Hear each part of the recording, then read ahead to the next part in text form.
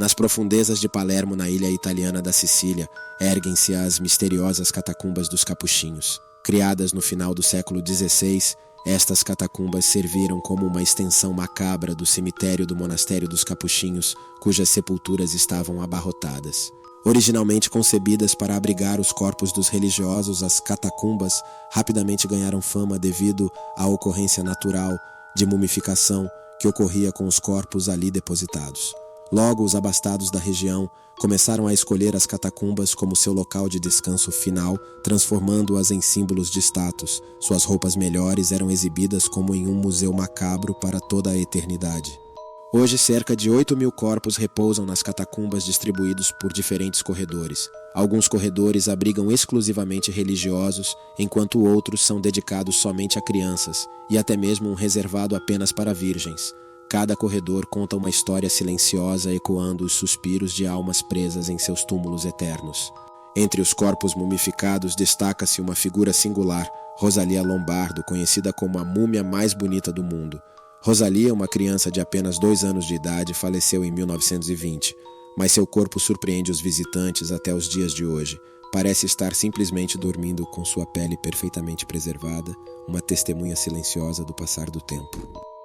As catacumbas dos Capuchinhos são mais do que um cemitério subterrâneo, são um monumento à vida e à morte, uma janela para o passado que nos lembra da transitoriedade da existência humana. Enquanto os corpos repousam em seus leitos de pedra, as catacumbas continuam a atrair a curiosidade e o fascínio dos visitantes, um lembrete sombrio da fragilidade da vida e da eternidade da morte.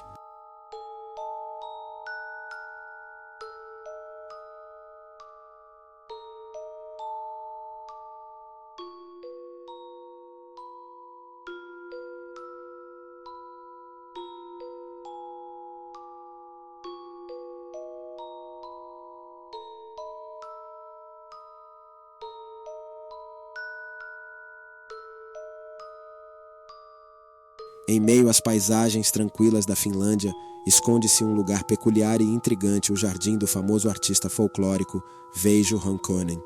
Durante sua vida, Ronconen recusou-se a exibir suas mais de 500 esculturas de concreto em espaços públicos, preferindo permanecer recluso. Hoje esse jardim é seu legado e um destino turístico único.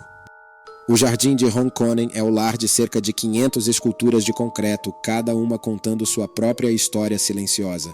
Entre elas, destaca-se uma coleção impressionante de 200 estátuas, representando diferentes poses de yoga, refletindo a busca espiritual do artista. No entanto, é uma seção específica do jardim que chama a atenção pela sua atmosfera horripilante. Aqui o visitante encontra uma série de esculturas que desafiam a imaginação e causam arrepios na espinha. Uma freira macabra esconde-se atrás de arbustos, enquanto um homem encapuzado observa com uma expressão sinistra. Todos têm olhos afundados e sorrisos adornados com dentes humanos reais, criando uma sensação de desconforto profundo. Para os corajosos o suficiente para explorar este jardim macabro, a experiência é verdadeiramente única. Cada escultura parece ter uma vida própria, transmitindo uma aura de mistério e intriga que cativa os visitantes. As emoções oscilam entre o medo e a admiração, enquanto os olhos observam atentamente cada detalhe das obras perturbadoras de Ronconen. O Jardim de Veijo Ronconen é muito mais do que uma coleção de esculturas de concreto, é um portal para um mundo de imaginação e sobrenaturalidade. Enquanto as estátuas guardam seus segredos sombrios, os visitantes são convidados a embarcar em uma jornada única, onde a linha entre o real e o imaginário se desfaz. E assim, enquanto o sol se põe sobre o jardim, os mistérios de Ronconen continuam a atrair aqueles que ousam desbravar seus caminhos sinistros.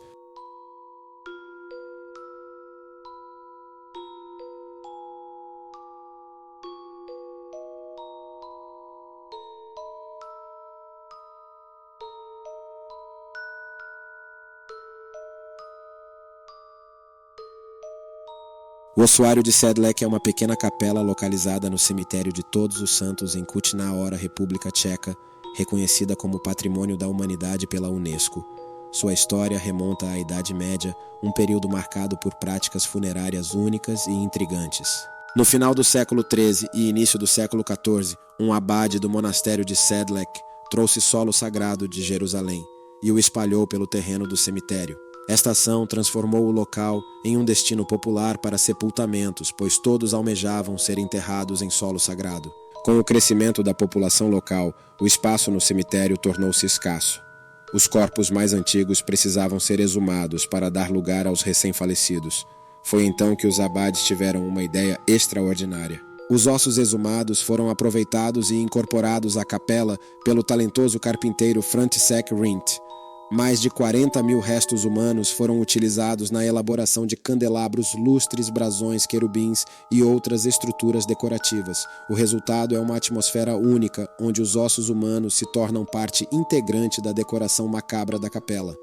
O ossuário de Sedlec é muito mais do que uma simples capela, é um testemunho sombrio da mortalidade humana e da passagem do tempo. Ao adentrar este local em comum, os visitantes são confrontados com a fragilidade da vida e a inevitabilidade da morte. Cada estrutura feita de ossos humanos é um lembrete silencioso da nossa própria mortalidade, enquanto o ambiente sagrado da capela ressoa com uma sensação de reverência e mistério.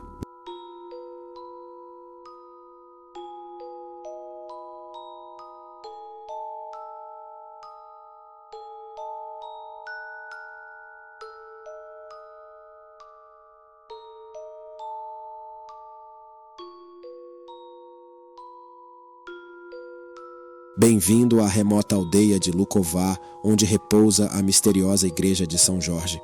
Construída no século XIV, esta igreja testemunhou séculos de história e tragédia. No entanto, sua história mais recente é marcada por um abandono prolongado e uma intervenção artística surpreendente. A igreja de São Jorge passou por uma série de incêndios ao longo dos anos, culminando em um devastador fogo nos anos 1960, que destruiu parte de seu teto durante um funeral. Esse evento deixou a congregação acreditando que o local estava assombrado, levando ao abandono da igreja por mais de 40 anos. Em 2012, um estudante de artes, chamado Jakub Hadrava, enxergou além dos vestígios de medo e abandono que assolavam a igreja. Ele viu uma oportunidade única de ressuscitar o espaço sagrado através da arte. Hadrava concebeu uma instalação de fantoches, feitos de gesso, cobertos por lençóis brancos posicionados nos bancos da capela, como se estivessem reunidos para uma missa. Graças à intervenção artística de Hadrava, a igreja de São Jorge voltou a atrair visitantes aos domingos à tarde. Curiosos de todas as partes se reuniam para testemunhar os fantasmas silenciosos reunidos em uma cena que parecia congelada no tempo. A instalação não apenas trouxe nova vida ao local, mas também recontou sua história de uma maneira única e comovente. A Igreja de São Jorge, conhecida agora como a Igreja dos Fantasmas, é um testemunho da resiliência humana e da capacidade de transformar a adversidade em arte. Enquanto os fantasmas silenciosos permanecem nas sombras da capela, eles contam a história de uma comunidade que se recusa a ser esquecida. Através da intervenção visionária de Jakub Hadrava, este antigo lugar de culto encontrou uma nova vida, revelando sua beleza única e provocando reflexões sobre a natureza efêmera da existência humana.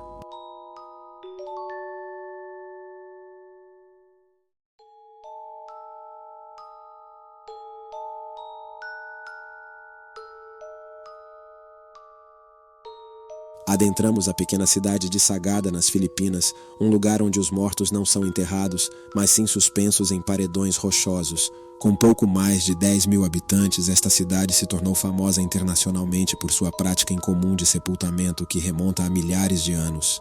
De longe avistamos o cemitério aéreo de Sagada, onde caixões coloridos se destacam em meio ao verde da paisagem. Este cenário único é resultado de uma tradição milenar, onde cada morador constrói seu próprio caixão e, ao falecer, é pendurado próximo aos seus parentes já falecidos. A prática de suspender os mortos em paredões rochosos é uma tradição que remonta a milhares de anos em Sagada. Os caixões suspensos são únicos e personalizados, refletindo a individualidade e os desejos dos falecidos. Muitos desses caixões têm séculos de idade, carregando consigo histórias e memórias de gerações passadas. O cemitério aéreo de Sagada não é apenas um local de descanso final, é um testemunho da cultura e tradição do povo filipino. Cada caixão suspenso conta uma história conectando os vivos aos seus antepassados e mantendo viva a memória daqueles que partiram. Ao deixarmos Sagada para trás, levamos conosco as imagens vívidas do cemitério aéreo e a compreensão de uma prática única e fascinante. enquanto os caixões coloridos permanecem suspensos nas paredes rochosas, o legado dos mortos vive em meio à natureza exuberante das Filipinas, lembrando-nos da importância de honrar os que vieram antes de nós.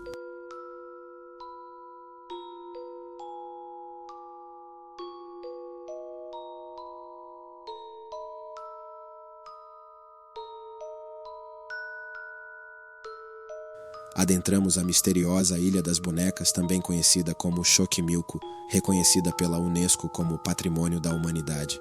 Este lugar singular é repleto de centenas de bonecas ou seus pedaços penduradas em árvores ou espalhadas pela grama em torno de seus canais tranquilos. A Ilha das Bonecas costumava ser a residência de um homem chamado Julian Santa Barrera. Após encontrar o corpo de uma menina em um dos canais, Julian começou a colecionar brinquedos na esperança de espantar maus espíritos. Esta prática de fixar as bonecas nas árvores e pelo terreno da ilha rapidamente se tornou uma tradição sombria e macabra. Ao adentrar a Ilha das Bonecas, somos envolvidos por uma atmosfera de terror e mistério. As bonecas penduradas nas árvores e espalhadas pela grama parecem observar cada movimento, seus olhos vazios, refletindo a luz do sol de maneira sinistra. É um cenário que parece ter saído de um filme de horror, onde o medo e a intriga se misturam em uma dança macabra. É possível alugar um passeio de barco pelos canais de Xochimilco e convencer o barqueiro a fazer uma parada na Ilha das Bonecas. Enquanto navegamos pelas águas calmas, admiramos as bonecas horripilantes à distância, observando sua presença inquietante e ponderando sobre os mistérios que cercam este lugar assombrado. Ao deixarmos a Ilha das Bonecas para trás, levamos conosco as imagens vívidas das bonecas macabras e a sensação de ter adentrado um mundo além do comum. Este lugar, com sua história sombria e atmosfera inquietante, permanecerá gravado em nossas mentes, lembrando-nos da fragilidade da vida e da presença constante do desconhecido.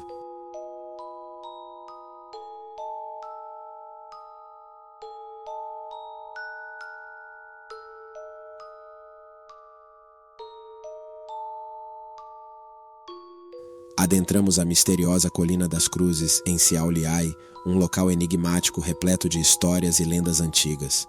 É difícil determinar o início dessa prática de colocar cruzes nesta colina, mas acredita-se que ela remonte a tempos ancestrais, possivelmente antes da chegada dos cristãos à região. A Colina das Cruzes é um solo sagrado, guardando os segredos de guerreiros monges e rebeldes que deixaram sua marca ao longo dos séculos. As lendas locais afirmam que a Colina das Cruzes guarda os corpos de guerreiros do século XIV ou que monges assombram o ponto desde a Idade Média. É um local envolto em mistério e especulação, onde o passado se mistura com o presente, criando uma atmosfera única e intrigante. Em 1831, a Colina das Cruzes se tornou um símbolo do Levante de Novembro, quando rebeldes lutavam pela independência da Lituânia contra o Império Russo. Os corpos daqueles que desapareceram em confronto foram homenageados por suas famílias com cruzes, transformando a colina em um santuário de resistência e memória. Durante a ocupação soviética, a Colina das Cruzes continuou representando a insurreição e a resistência do povo lituano. Os soviéticos tentaram remover as cruzes 3 vezes, mas os moradores persistiram em recolocá-las no local sagrado. Esta batalha simbólica entre opressão e liberdade transformou a colina em um símbolo de coragem e determinação. Ao deixarmos a Colina das Cruzes para trás, levamos conosco as histórias e os espíritos daqueles que lutaram e sacrificaram suas vidas pela liberdade. Este santuário de resistência e memória continua atraindo peregrinos de todo o mundo que buscam homenagear os heróis do passado e encontrar inspiração para o futuro. A Colina das Cruzes permanece como um lembrete poderoso da força do espírito humano e da luta eterna pela justiça e pela liberdade.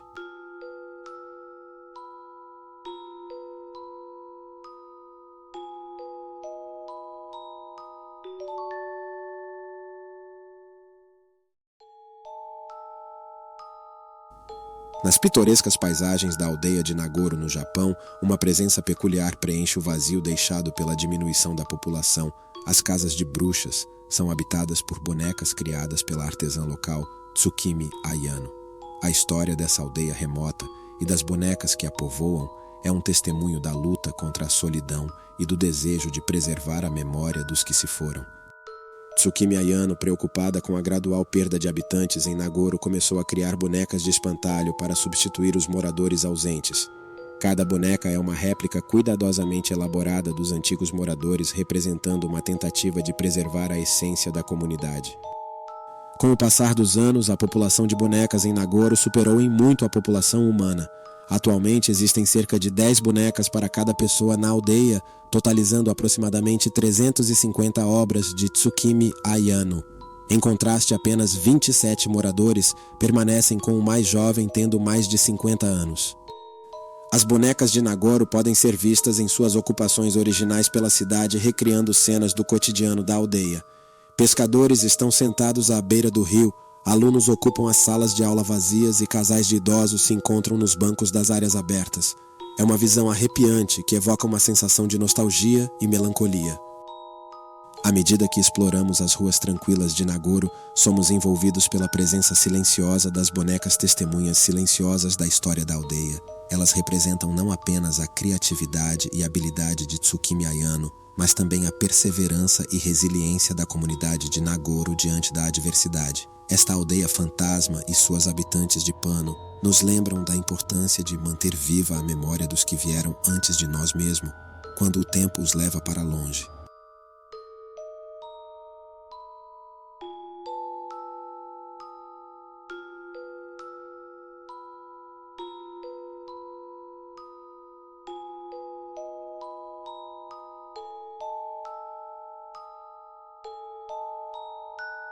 No coração da Alemanha, a cerca de 50 minutos de Berlim de carro, encontra-se o complexo Belitz-Heilstätten. Entre os anos de 1898 e 1930, este local abrigava um sanatório para pacientes com tuberculose, mas sua história vai muito além disso. Desde seu uso durante a Primeira Guerra Mundial até sua transformação em hospital militar soviético durante a Guerra Fria, Belitz-Heilstätten testemunhou os eventos marcantes do século XX.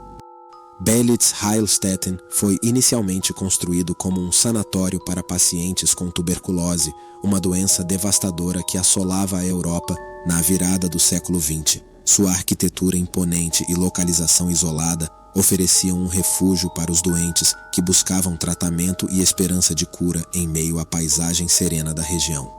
Durante a Primeira Guerra Mundial, parte do complexo foi transformada em um hospital militar onde soldados feridos em combate eram tratados. Entre os pacientes estava o jovem Adolf Hitler, ferido na perna por estilhaços de uma granada. A presença do futuro líder nazista acrescenta uma camada sombria à história do local. Após a Segunda Guerra Mundial, Belitz-Heilstätten foi ocupado pelas forças soviéticas e transformado em um hospital militar. Durante décadas, o complexo serviu como uma instalação médica para o exército soviético, proporcionando cuidados médicos a soldados e suas famílias. No entanto, com a queda do Muro de Berlim em 1989, o hospital entrou em declínio e boa parte do complexo foi abandonada. Hoje, grande parte de Belitz-Heilstätten está abandonada e em ruínas. As alas psiquiátrica e cirúrgica, em particular, foram invadidas pelo tempo, pela natureza e por vândalos. As paredes desbotadas e as salas vazias contam histórias silenciosas de um passado tumultuado e de uma época em que este complexo era um centro vital de tratamento e cuidado. À medida que exploramos as ruínas do complexo Belitz-Heilstätten, somos lembrados da fragilidade da vida e da passagem implacável do tempo. Este local, que um dia foi um símbolo de esperança e cura, agora é um testemunho silencioso da história turbulenta da Europa no século XX. Suas paredes desgastadas e corredores vazios nos convidam a refletir sobre o destino humano e a resiliência diante das adversidades.